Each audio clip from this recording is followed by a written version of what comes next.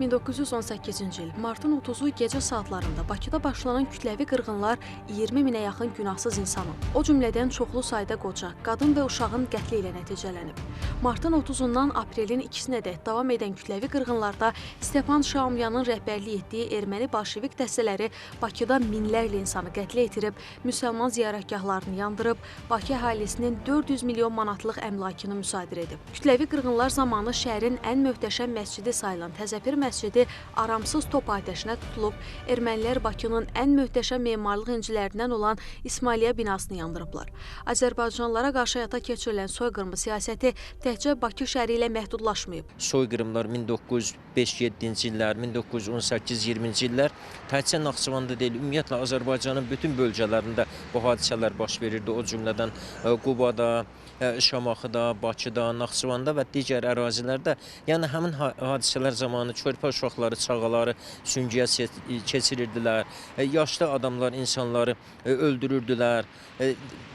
Amma məqsəd Azərbaycan xalqının dediyimiz kimi ev eşiklərindən didərgin salmaq, dədə-baba yurtlarından qovmaqdan ibarət idi. Təkcə soyqırım yox, ümumiyyətlə Azərbaycan xalqının azadlığı, müstəqilliyi uğrunda canlarını verən bütün şəhidlərimizin ruhunu yad edirik. Martın 31-də erməni daşnaqları Şamaxı qəzasının 500 kəndində 8027 Azərbaycanlıdır, o cümlədən 2560 qadın və 1277 uşağı qətlə yetiriblər. Qubanın 162 kəndində öldürülən günahsız Azərbaycanlıların sayı isə 16 mindən artıq olub.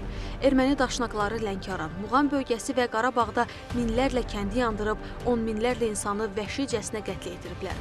Sonraki dövrlərdə daha da azğınlaşan erməni millətçiləri qeyri-insani əməllərini davam etdirib, Qarabağ, Zəngəzur, Naxçıvan, Şirvan, İrəvan və digər bölgələrdə kütləvi qətillər, talanlar və etnik təmizləmələr həyata keçiriblər. 1918-ci il iyulun 15-də Azərbaycan Demokratik Respublikasının yaratdığı Fövqəladə Təhqiqat Komissiyası bu qırğınlarla bağlı çoxsaylı sənədləri toplayaraq hökumətə təqdim edib, 1919-cu ildə Azərbaycan Parlamenti 31 Mart tarixinin Azərbaycanlıların soyqırımı günü kimi qeyd olunması barədə qərar qəbul edib. Sovet hakimiyyəti illərində bu tarix yaddaşlardan silinsə də, müstəqillik dövründə tarixi sənədlər əsasında 31 Mart 1918-ci ildə Azərbaycan xalqının başına gətirilən faciəvi hadisələrlə bağlı çoxsaylı araşdırmalar aparılıb, kitablar dərc olunub. 1998-ci il martın 26-sında Prezident Heydər Əliyev Azərbaycanlıların soyqırımı haqqında fərman imzalayıb. Həmin gündən 31 Mart tarixi Azərbaycanlıların soyqırımı günü kimi qeyd olunur. 2013-cü ildə Qubada bolşevik erməni silahlı dəstələrinin Azərbaycan torpaqlarında həyata keçirdikləri kütləvi qırğınlar nəticəsində həlak olan Azərbaycanlıların xatirəsinə Quba soyqırımı memorial kompleksi ucaldılıb. Tədqiqat nəticəsində məzarlığın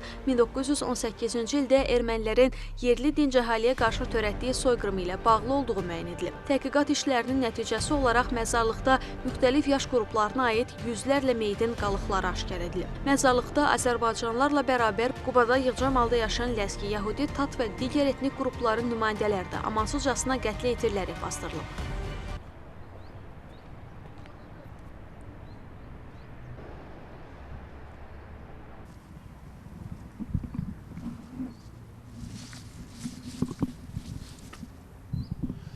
O illərdə baş verən hadisələr təkcə arxiv səhifələrində qalan hadisələr kimi yadda qalmadı.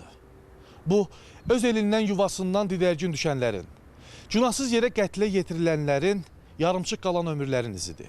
Çəkilən ağrılar bir gün gücə, səbrə, iradəyə çevrildi. İllərlə içimizdə saxladığımız sükut bir gün sözə, əmələ, qətiyyətə çevrildi. Artıq qisasımız alındı. Ədalət gec də olsa öz yerini tapdı. Artıq bu üç rəngli bayrağımız altında başı dik dayanırıq. Çünki tarix qarşısında boynumuz bükük deyil. Unutmadıq, unutmayacağıq, unutturmayacağıq. Atabəy Səyyad, Samir Mehdiyev, NTV Xəbər.